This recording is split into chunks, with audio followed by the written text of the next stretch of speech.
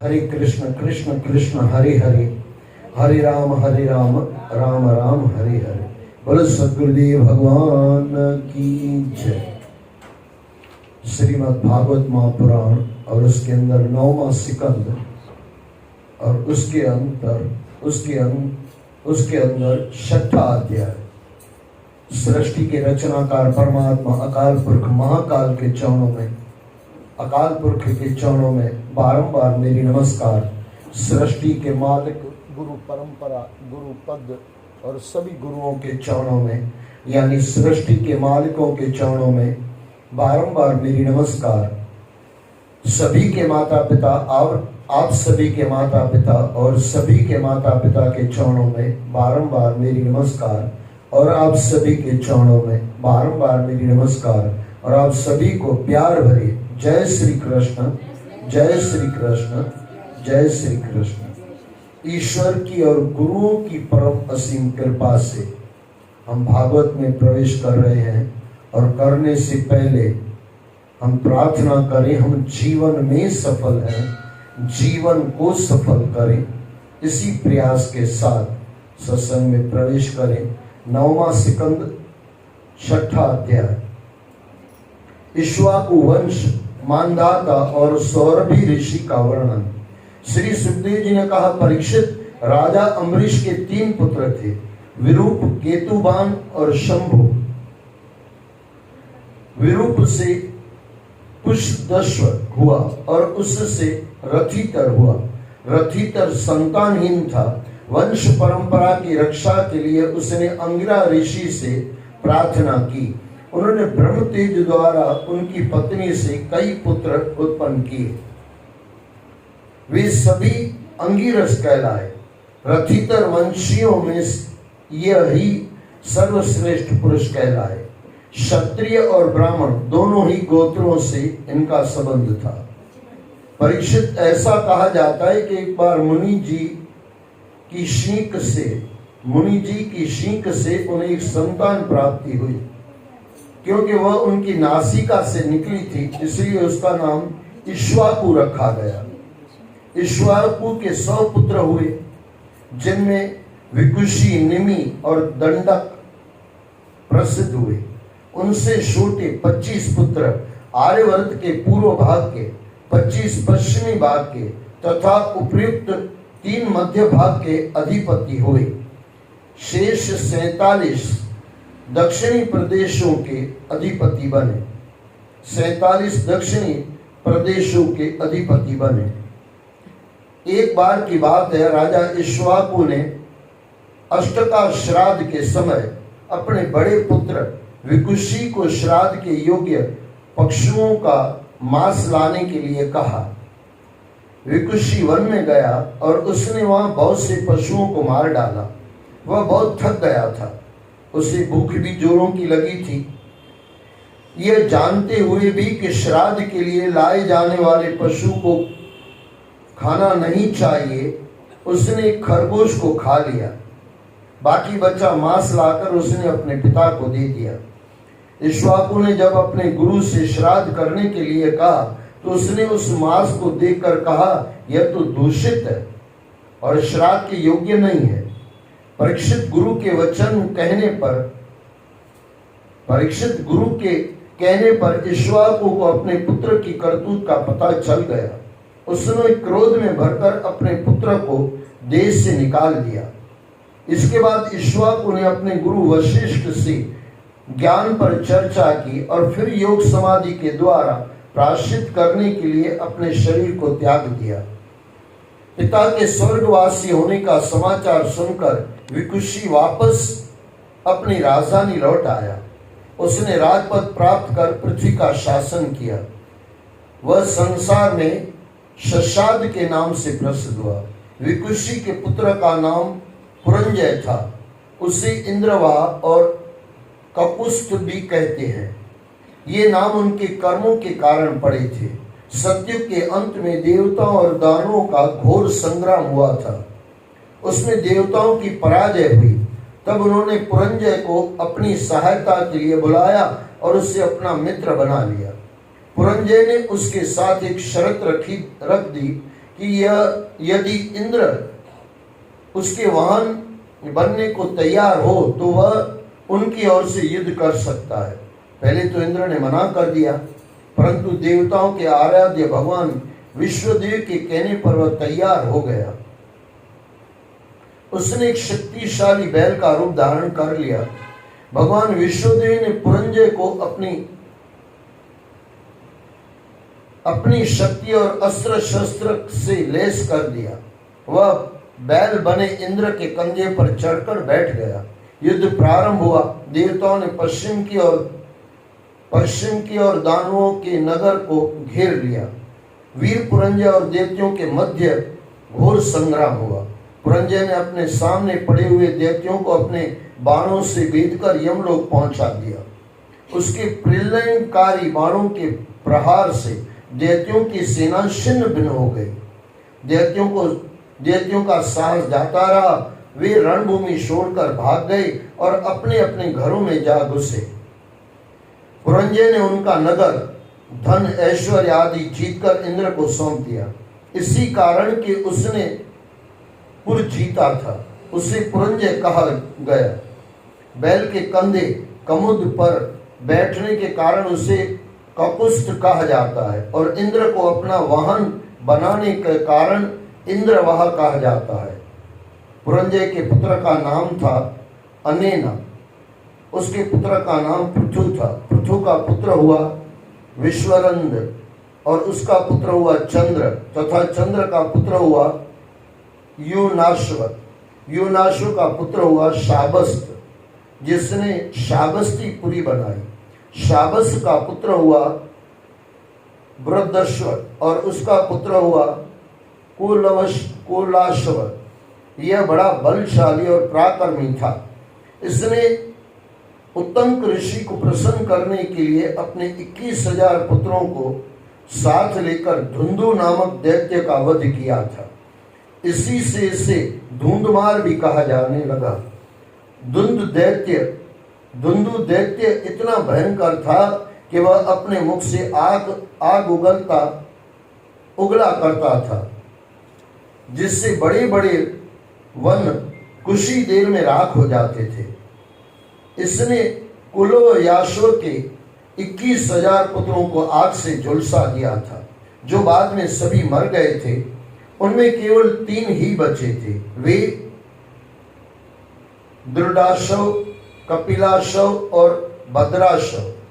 दृढ़ाशव से हर्यश्व का जन्म हुआ और उसका पुत्र निकुंभ नाम से जाना गया। निकुंभ का पुत्र वर्णाशव, उसका कुशाशव, उसका सेनजित और उसका युनाशव द्वितीय नामक पुत्र हुआ। युवानश्व द्वितीय संतानहीन था, इसलिए वह दुखी होकर अपनी 100 स्त्रियों को लेकर वन में चला गया। वहां पुत्र के लिए ऋषियों ने उससे इंद्र देवता का यज्ञ करवाया। एक दिन की बात है कि रात्रि के समय युनाशव को बड़ी प्यास लगी। वह यज्ञशाला में गया, लेकिन वहां उसने ऋषि लोगों को सोते देखा। तब जल प्राप्त करने का कोई उपाय न देखकर उसने अभिमंत्रित जल ही पी लिया। प्राप्त होने पर जब ऋषियों ने पुत्र उत्पन्न करने वाले जल से खाली हुए कलश को देखा तो वे चिंता में पड़ गए। यह जल किसने पिया होगा?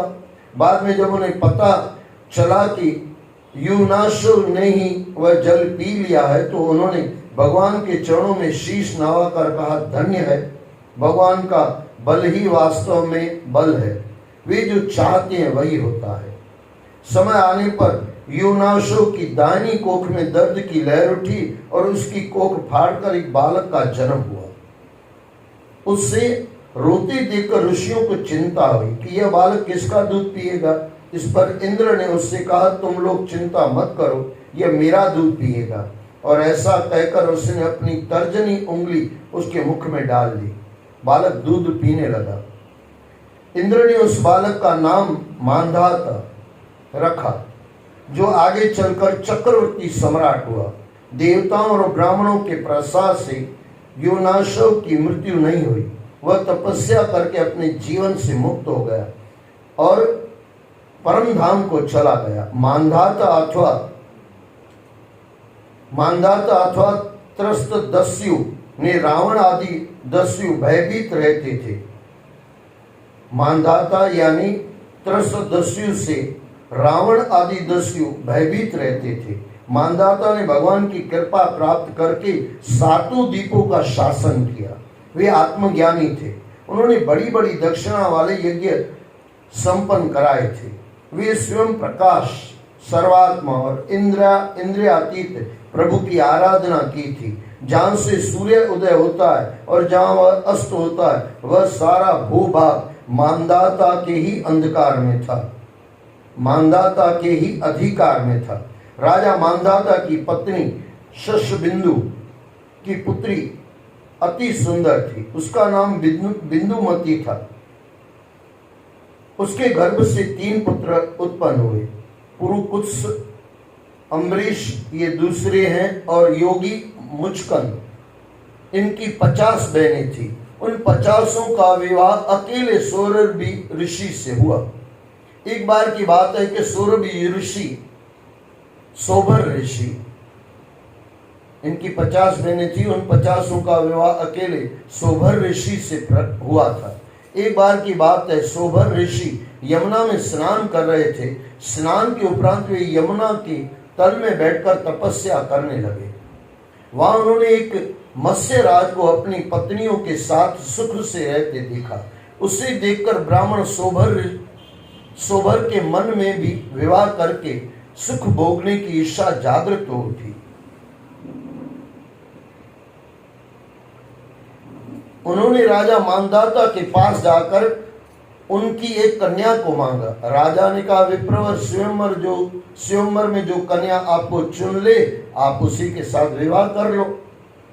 सोबरी ने सोचा कि अब मैं बुढ़ा हो गया हूँ, शरीर पर झुर्रियां पड़ गई है, इसलिए राजा ने मुझे टकारने के लिए ऐसा कहा है, टरकाने के लिए ऐसा कहा है। उसने सोचा कि कोई मुझे पसंद नहीं करेगा, अच्छी बात है, मैं अब अपने को ऐसा बनाऊंगा कि राजकन्याएं तो क्या, देवांगनाएं भी मेरे लिए लालायत हो जाएगी। ऐसा सोचकर सोबरी ऋषि ने अपने योग बल से अपने शरीर को अति सुंदर, स्वस्थ और कांतिमय बना लिया।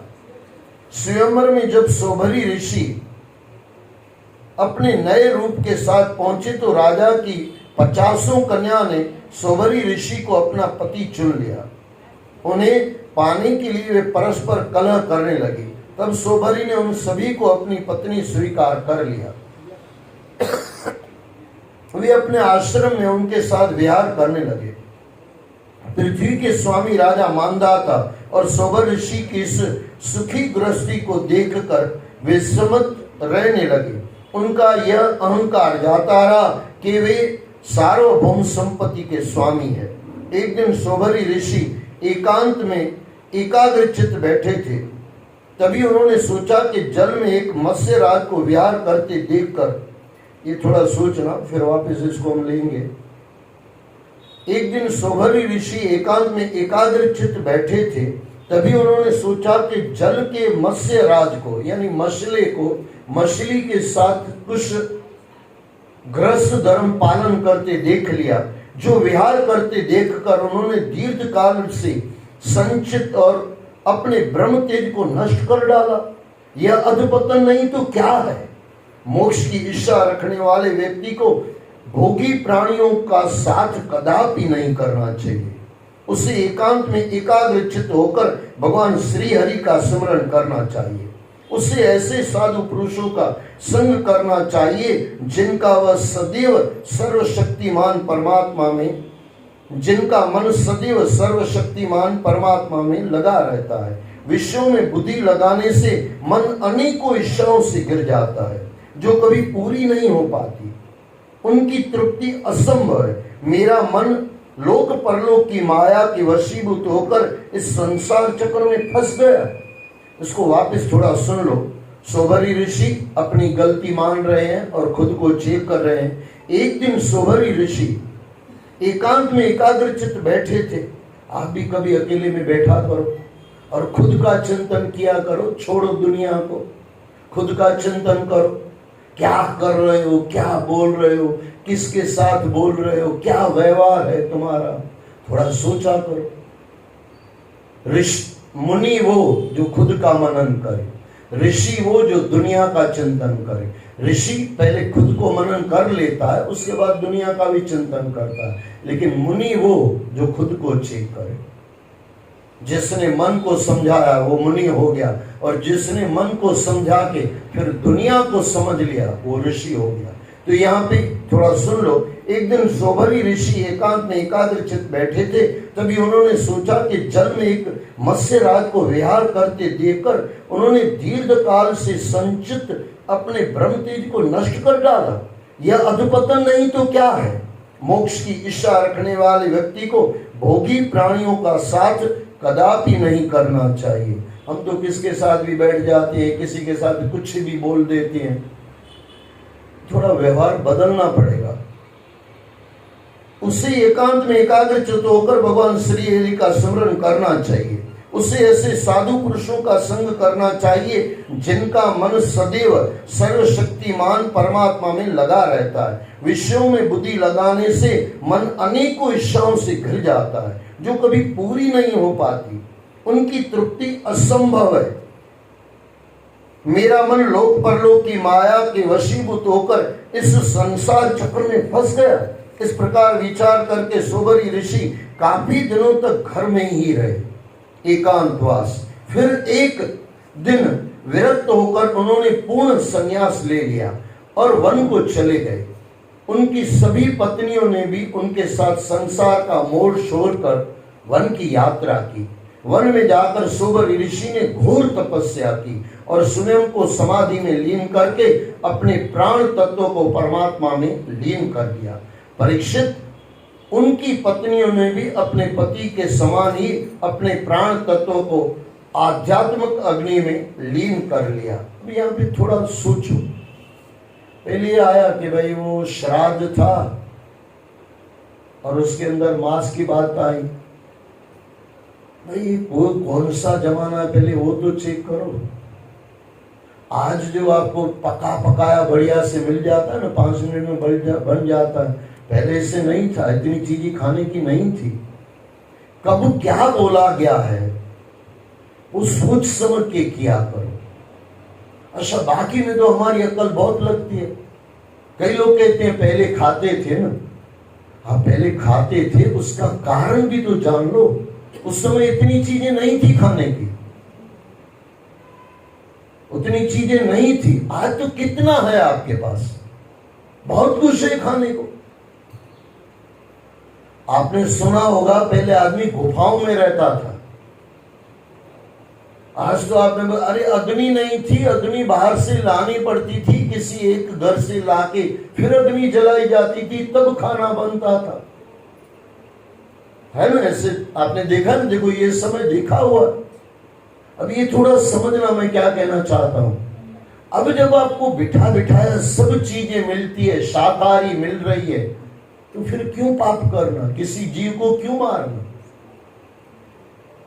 पुराना अगर मानना है तो सब पुराना मानो ना। आपके दादा तो 5-10 रुपया कमाते थे, आप तो लाखों कमाते हो, बराबर कि नहीं। मुझे याद है 1983 के अंदर 5 रुपए के अंदर मैं नौकरी करता था। आज कोई 5 रुपए मुझे दे तो मैं नौकरी करूंगा क्या? क्यों नहीं करूंगा भाई? जमाना चला गया ना। जो चीज चली गई तो जो चीज बुरी थी उनको भी निकालते जाओ ना। आपके बाप दादा ने कमाया था, कुछ पैसा कमाया था, आप तो लाखों कमा रहे हो, हम भी कमा रहे हैं। तो वो थोड़ी कि वही जो कर रहे थे वही हम करें।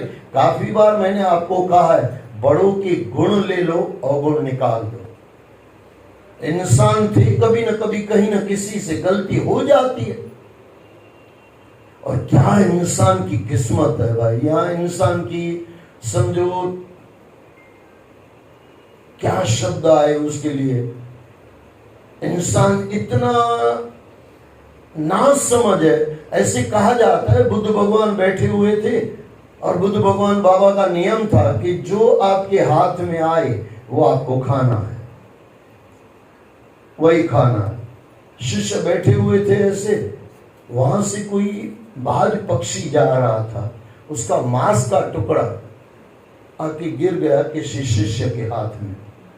देखना इंसान कितना ना समझ है। मुझे शब्द आता है नालायक, कहने में कोई दिक्कत नहीं है, हसद पर नालायक है इंसान आज का।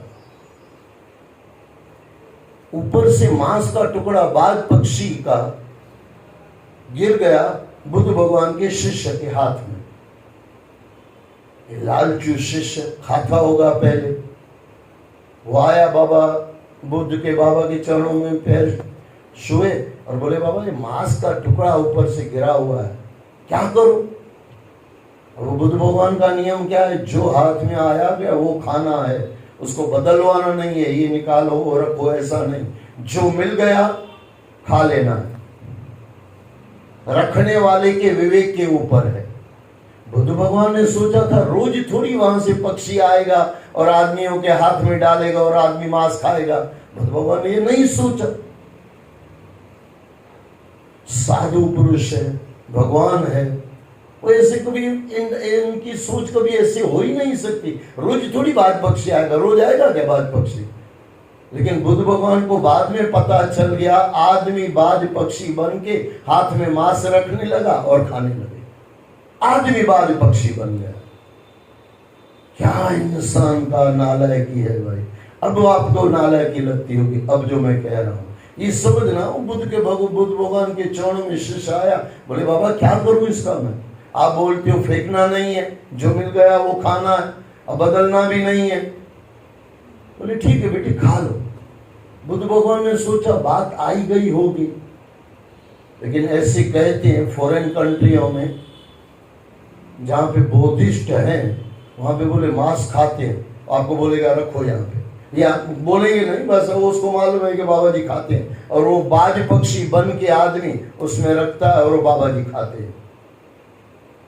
अहिंसा परमो धर्म कहां चला गया भाई साहब बाबा जी का। क्या बाबा जी के बढ़िया नियम थे, लेकिन इंसान कितना नालायक है। मेरा YouTube में है, कहीं बौद्धिस्ट सुनेगा तो भारी पड़ जाएगा, लेकिन करते हैं भाई साहब, ये करते हैं फॉरेन कंट्री में। अच्छा बुद्ध भगवान ने 1% खाली उसको कहा था बेटे खा ले, भूल जाना, खा जाना, ये जो हो गया भूल जाना। अब बुद्ध भगवान को कहाँ मालूम था कि आसमान से तो ये बाज पक्षी नहीं आएंगे, लेकिन धरती के जो बाज पक्षी है ना वो डालते रहेंगे और ये बाज बनता खाता रहेगा, वैसा कौवा बनका खाता रहेगा।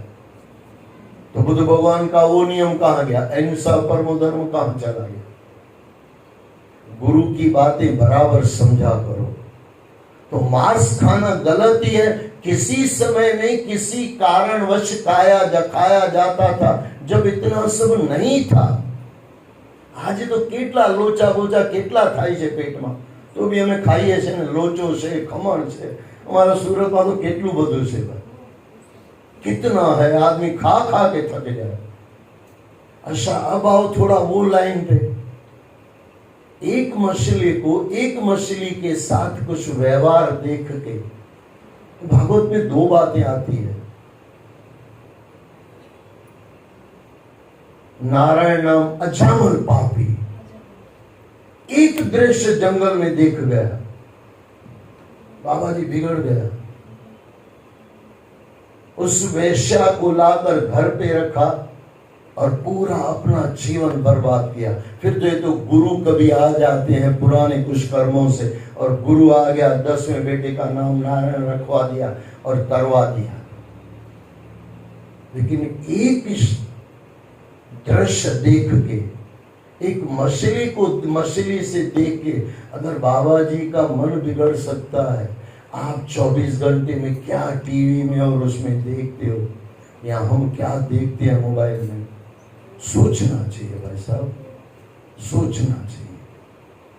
कहीं भी कुछ भी खा लिया, कुछ भी बोल दिया, मत करो ऐसा। अच्छा कपट, यहाँ पे कपट मस्त आया। सोबरी ऋषि वृद्ध हो चुका है, राजा को लगा था मेरी कन्या क्या इसको पसंद करेगी। बाबा जी भी उसके बाप थे, बाबा जी बाप ही होते, गुरु बाप ही होता। और बाप भी गुरु होता है। बाबा जी अंदर गए रूम में और खुद को जवान करके गए। जितनी लड़कियां थी, यहाँ पे क्या था? कपट, राजा का कपट। जीवन में कपट से कभी परमात्मा नहीं मिलेगा, कभी नहीं मिलेगा। आप कुछ भी खा लेते हो, कुछ भी पहन लेते हो, कहीं भी कुछ भी खा लेते हो, कुछ भी बोल लेते हो, किसी को भी कुछ भी बोल देते हो। तुम्हारी औकात क्या है भाई साहब? भगवान के सामने औकात क्या है? कभी बैठ के सोचना, आपके पास जो अभिमान है, अभिमान करने जैसा आपके पास है क्या? आपके माँ बाप शादी न करते तो आप हम यहाँ पे होते क्या? आपके माँ बाप ने शादी की तब आप आए ना। अच्छा, ब्रह्मा ने आपको सृष्टि में भेजा तो आप आए ना। विष्णु ने जिंदा, शंकर भगवान ने जिंदा रखा तो आपने कमाया ना। अच्छा, भगवान कृष्ण तो गीता में मस्त कह देते हैं, बोले बुद्धि मैं देता हूं। भगवान ने बुद्धि दी तो आपने कमाया ना। चलो आप ये भी नहीं मानो तो आप जाके हॉस्पिटल में जाना, कभी देख लेना क्या होता है वहां पे। बच्चे पैदा होते हैं, माइंड ही नहीं है, दिमाग ही नहीं है। कैसे बच्चे, कितने, कोई बच्चा ऐसे पैदा हो जाता है, कभी कभार देखा होगा आपने। कितने परिवार में हमने देखे, पागल बेचारा लड़का, पता ही नहीं है क्या हुआ, बोले बस बचपन से माँ के पेट से ही ऐसा पैदा हुआ। अब माँ के पेट में से ही ऐसा पैदा होते, क्या तुम्हारी औकात होती भाई साहब? औकात कहां से होती? अरे भगवान सांस चला रहा है तो आप चल रहे हो। लेकिन इंसान क्या समझता है पता है? बाबा जी गा रहे थे, सांस रुक जाएगी चलते चलते, सांस रुक जाएगी चलते चलते, दम निकल जाएगा, दम निकल जाएगा, रोशनी का क्या भरोसा है इस जिंदगी का। छठा सातवां दिन था, कथा चल रही थी और बाबा जी को पता नहीं ये शब्द बढ़िया से पसंद आता, रोज गाता था। एक बहू उठी, बोले बाबा वो रोज बोलते हो सांस रुक जाएगी, अभी तक तो रुकी नहीं है, 7 दिन से जिंदा ही है। अरे माता जी तेरी सांस नहीं, वो भी ये सांस जो चल रही है उसकी बात चल रही है। अपना अपना अर्थ निकालने में लगे हुए हैं। बोले बाबा जी अगली बार भी आप आए थे 10 बरस पहले, तब भी बोल रहे थे सांस रुक जाएगी, मेरी सांस रुकती ही नहीं है, मुझे रोक के बैठी हुई है। अरे बोले बेटे वो सांस नहीं, ये सांस, ये जो सांस चल रही है परमात्मा चला रहा है ना भाई साहब। कहाँ हमारी औकात है सांस चलाएंगे? और जहां कपट किया ना, ये दिल में कुछ छिद्र बैठ जाता है, कपट यानी छिद्र बैठ गया, फिर दिल को ऑपरेशन करके खोलना पड़ता है, फिर उसको कुछ करना पड़ता है। या फिर दोहरा दूं, जो पुरानी बातें थी उसमें से अच्छा लो। अच्छा इसमें कितना बढ़िया बढ़िया है, बढ़िया चीजें बहुत ज्यादा है, और ये जो छोटा मोटा कुछ है ना, इस कचरे को निकाल दो। आपका घर पुराना हो जाता है तो आप नया करते हो कि नहीं? कलर पुराना हो जाता है तो नया लगाते हो कि नहीं? आपकी कुर्सी टूट जाती है तो घर में लगाते हो कि नहीं? आपके बड़ों ने जो कुछ ऐसा किया था उसको मिटा के उससे अच्छा क्यों नहीं कर सकते हो? और उनके पास अच्छा बहुत था, ये याद रख लेना, अच्छा बहुत था। अहिंसा परमो धर्म, आपके विचार में भी अहिंसा होनी चाहिए। अरे मेरे पिताजी आप विश्वास नहीं करोगे, मैं कभी कभार जल्दी आ जाता और चप्पल कहीं भी फेंक के आ जाता। बोले इधर आ बेटे, चप्पल को सीधा रख के। बोले बाबा चप्पल है। हाँ बोले हाँ चप्पल है, तुझे बचा रही है चप्पल, कितनी धूप से बचा रही है। ऐसे एक इधर एक उधर फेंक गया, पता चल जाता है इंसान कितना नालायक है। मेरे पिताजी देख लेते थे मेरा बच्चा नालायक हो रहा, बोले बेटे इधर जा, पहले चप्पल बराबर रखिया और हाथ जोड़ के आ चप्पल को। अब गुस्से में आते हो, दरवाजा कैसे बंद करते हो भाई? मेरे पिताजी झापड़ लगाते थे, ये दरवाजा है तो कोई तेरे घर पे चोर नहीं आ रहा है, बराबर दरवाजा बंद करके आओ। क्या बड़े सिखाते थे भाई साहब। अब उनका मैं ये सब नहीं सीख के और कुछ ही सीख लूं तो मैं नालायक नहीं हूं। आज्ञाकारी बेटा वो होता है जो अपने माँ बाप की गलती छोड़ के उसके गुण लेके अपने जीवन में आगे बढ़ता है। इंसान को सोचना चाहिए। और क्या दृश्य, एक दृश्य मसला मछली का देख लिया, बाबा जी बिगड़ गए। अच्छा बिगड़ तो गए, लेकिन समय आने से पहले सुधर भी गए भाई साहब। अपनी पत्नियों को भी संवार दिया, उनकी पत्नियों में भी मान लिया भाई साहब। आज की पत्नी पति का माने, बहुत बड़ी परमात्मा की कृपा है भाई साहब। और पति भी पत्नी का माने, सही जहां से मिले ना वहां मान लो। ऐसे कहा जाता है चांडाल के घर से अगर आपको सत्य मिलता है ना, ले लो, उसमें शर्म मत करो। और गुरु के दर से अगर झूठ मिलता है ना, छोड़ दो उसको। शुक्राचार्य, राजा बलि, इतिहास लिखा गया, राजा बलि अमर हो गए। अच्छा अमर वही होता है जो गुरुओं के रास्ते और माँ बाप के रास्ते पे चलता है, वही अमर होता है। लेकिन राजा बलि ने तो पूरा उल्टा कर दिया। लेकिन वहां पे गलत सिखाया जा रहा था, गुरु से भी बाबा जी ने नहीं सीखा। प्रहलाद भगत, हिरण्यकश्यप गलत सिखा रहा था, नहीं सीखा बाबा जी, प्रहलाद महाराज नहीं सीखे, अमर हो गया। ऐसा इतिहास में दो ही ऐसे, दूसरे होंगे तो मुझे ध्यान नहीं है, लेकिन अभी मुझे दो ही ध्यान आ रहे हैं। गुरु को छोड़ के राजा बलि अमर हो गया, लेकिन गुरु को नहीं छोड़ा है, गुरु की गलत बात को छोड़ा है। प्रहलाद ने माँ बाप को नहीं छोड़ा है, बाप की गलत बात को छोड़ा हुआ है। कहने का मतलब क्या है, जो भी हमारे बड़ों के अंदर जाने अनजाने कुछ गलत था, निकालो ना भाई साहब, उसको निकालो ना, कुछ अच्छा लेके आओ। अच्छा लाना आपके हाथ में है। इंसान को इतना अकल तो है कि मेरे पिताजी 2 रुपया कमाते थे, मैं 100 रुपया कमा लूं, इतना अकल तो है। बाकी मेरे पिता की जो अवगुण थे वो मैं वही समाप्त कर दूं। पिता को जलाया जाता है ना, जब आदमी मर जाता है तो जलाया जाता है ना, तो उनके अवगुण को भी वहीं जला दो और उनके गुण अपने में ले लो, अपने में ले लो। अब गटर पे बैठते हो कि फूलों पे बैठते हो? गुण फूल है और गटर अवगुण है। किसी के भी गुण ले लो, किसी का भी गटर होगा, आप उसको बोलो ना भाई साफ सफाई कराओ यहाँ पे, उसके अवगुण तो आप दूर कराने की बात करते हो और दूसरों के अवगुण अपने पास ले लेते हो। जहां तहां कुछ मत देखा करो, बिना कारण का मत देखा करो, बिना कारण का मत बोला करो, और बोलने का तो ढंग सुधारो भाई साहब, सुधारो। ये अभिमान वाला कभी किसी का रहता नहीं है। अभिमान रावण का नहीं रहा भाई साहब, तुम किस खेत की मूली हो।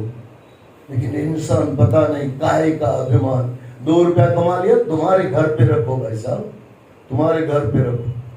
किसी को बोलने से पहले मैं आपको इसके लिए कह रहा हूं कि अहिंसा परमो धर्म। किसी के बोलने, आपके बोलने से अगर कोई हर्ट हो रहा है, आप हिंसा कर रहे हैं। अरे यहाँ तो ये वो हिंदुस्तान है, किसी के लिए बुरा सोचो तो अहिंसा हो जाती है। करने की तो बहुत दूर की बात है, बोलने की तो बहुत दूर की बात है। आपके मन में किसी के लिए कुछ गलत आ गया ना, आपने हिंसा कर ली भाई साहब, हिंसा कर ली।